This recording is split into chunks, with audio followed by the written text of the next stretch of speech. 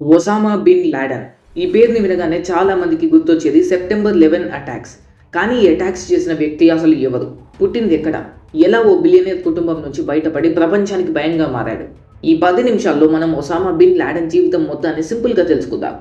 Osama bin Laden 1957 March 10న Saudi అరేబియాలోని Riyadh అనే నగరంలో జన్మించాడు. అతని తండ్రి మొహమ్మద్ బిన్ లాడెన్ యెమెన్ వాసి అయిన సౌదీలోనే సెటిల్ అయ్యాడు. పెద్ద బిల్డింగ్ కాంట్రాక్టర్. అప్పట్లో సౌదీ రాయల్ కుటుంబానికి ఆయన పనిచేసేవాడు. ఒసామా తండ్రికి 20 మందికి పైగా భార్యలు, 50 మందికి పైగా పిల్లలున్నారు. వాళ్ళదొక పెద్ద జాయింట్ ఫ్యామిలీ. ఒసామా ఈ పెద్ద కుటుంబంలో 17వ సంతానం. పేదోడేమీ కాదు. దుబాయ్, జెడ్డా వంటి సిటీల్లో లగ్జరీ లైఫ్ గడిపాడు.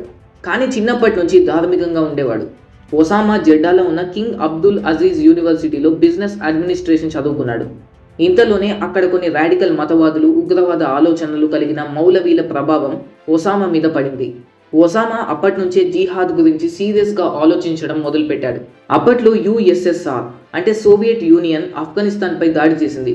ముస్లింల మీద జరిగే దాడుల్ని తట్టుకోలేక ఒసామా తన డబ్బు, మ్యాన్ పవర్ అన్నీ ఆఫ్ఘాన్ ముజాహిదీన్కి అప్పగించాడు.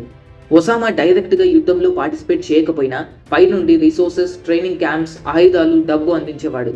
తన దగ్గర ఉన్న జిహాదీ సైనికులకి ట్రైనింగ్ ఇచ్చేవాడు. దాంతో అతనికి హీరో అన్న పేరు వచ్చింది. ఈ యుద్ధం ముగిసిన తర్వాత అతని దృష్టిలో కొత్త టార్గెట్ కనిపించింది. అదే అమెరికా.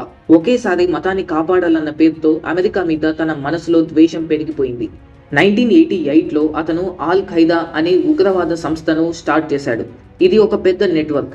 ఆఫ్ఘాన్ యుద్ధంలో పాల్గొన్న ఎక్స్పీరియన్స్డ్ టెర్రరిస్టులను కలిపి ఏ దేశంలోనైనా ఇస్లాం శత్రువులపై దాడులు చేసేలా ప్లాన్ చేశాడు. ఒసామాకి అభిమానం ఉన్నదల్లా కేవలం మతం, పవిత్ర భూములు, ఇస్లామిక్ గవర్నమెంట్ మీద మాత్రమే. ఇక అమెరికా సౌదీలో మిలిటరీ క్యాంపులు పెట్టడంతో ఒసామా తట్టుకోలేకపోయాడు. సౌదీ ప్రభుత్వాన్ని కూడా వ్యతిరేకించడంతో అతన్ని బహిష్కరించి దేశం నుంచి వెళ్లగొట్టేశారు. ఒసామా 1992లో సుడాన్కి వెళ్ళాడు. అక్కడ కొన్ని కంపెనీలు పెట్టాడు. కానీ బ్యాక్గ్రౌండ్లో అల్ ఖైదా క్యాంపులు నడిపించాడు.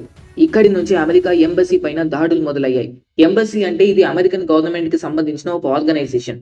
ఒకవైపు వ్యాపారవేత్తలా కనిపించాడు, కానీ మరోవైపు సెల్ఫ్ బాంబర్స్కి ట్రైనింగ్ ఇచ్చేవాడు. 1996లో అమెరికా ఒత్తిడితో సుడాన్ కూడా అతన్ని వెళ్లగొట్టేసింది. అప్పుడు అతను అక్కడి నుంచి తాలిబాన్ రాజ్యంలోకి ఆఫ్ఘనిస్తాన్కి వెళ్ళిపోయాడు. తాలిబాన్ ప్రభుత్వం అతనికి కంప్లీట్ సపోర్ట్ ఇచ్చింది. అల్ ఖైదా మళ్లీ బలపడింది. 1998లో ఒసామా అమెరికాపై ఓపెన్గా జిహాద్ని ప్రకటించాడు. అదే ఏడాది కెన్యా, టాంజానియాల్లోని అమెరికా ఎంబసీలపై బాంబు దాడులు జరిపాడు. దాదాపు 200 మంది చనిపోయారు. ఒసామా మీద అమెరికా అత్యంత ప్రమాదకర ఉగ్రవాది అనే ట్యాగ్ వేసింది. 2001 సెప్టెంబర్ 11న ప్రపంచం ఊహించని విధంగా ఒక అటాక్ని చూడాల్సి వచ్చింది. అల్ ఖైదా ఉగ్రవాదులు మొత్తం 19 మంది 4 విమానాలను హైజాక్ చేశారు. 2 న్యూయార్క్లో వరల్డ్ ట్రేడ్ సెంటర్ బిల్డింగ్స్ పైకి, ఒకటి పెంటగాన్ మీదకి, ఇంకొక ప్లేన్ చాలా ఘోరంగా క్రాష్ అయిపోయింది. ఈ దాడుల్లో దాదాపు 3000 మందికి పైగా చనిపోయారు. ప్రపంచం మొత్తం షాక్ అయింది. అమెరికా వెంటనే వార్ ఆన్ టెర్రర్ స్టార్ట్ చేసింది. ఆఫ్ఘాన్లో తాలిబాన్ను టార్గెట్ చేస్తూ అమెరికా దాడి మొదలుపెట్టింది. ఒసామా అప్పటికే పాకిస్తాన్లోని గుహల్లోకి వెళ్ళిపోయాడు. అతని కోసం స్పెషల్ టీమ్స్, సిఐఏ, మిలిటరీ అందరూ వెతుకుతున్నారు. కానీ ఏ ఆనవాళ్లు కూడా లేవు. ఇంతలోనే ఒసామా వీడియోలు రిలీజ్ చేస్తూ అమెరికా మీద అటాక్ చేయాలని జిహాద్ను సపోర్ట్ చేశాడు.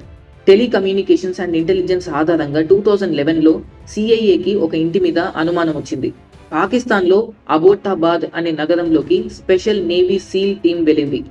మే 2, 2011 తెల్లవారుజామున దాడి చేసి ఒసామా బిన్ లాడెన్ను కాల్చి చంపారు. అతని డెడ్ బాడీని సముద్రంలో ఎన్నో వేల అడుగుల లోతులో పడేశారు. ఒసామాకి ఎవరూ సమాధి కట్టకూడదు అని ఒబామా అదే రోజున ప్రపంచానికి ప్రకటించాడు.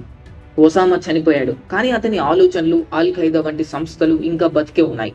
ఐఎస్ఐఎస్, బోకో హరాం, లష్కరే తోయిబా అన్ని అతని ఫిలాసఫీ నుంచి ఇన్స్పైర్ అయినవి. ఒకవేళ ఈ ఇన్ఫర్మేటివ్ వీడియో మీకు నచ్చినట్లయితే ఖచ్చితంగా లైక్ చేయండి, షేర్ చేయండి అండ్ సబ్స్క్రైబ్ చేసి పక్కనే ఉన్న బెల్ ఐకాన్ని క్లిక్ చేయండి. Thank you for watching.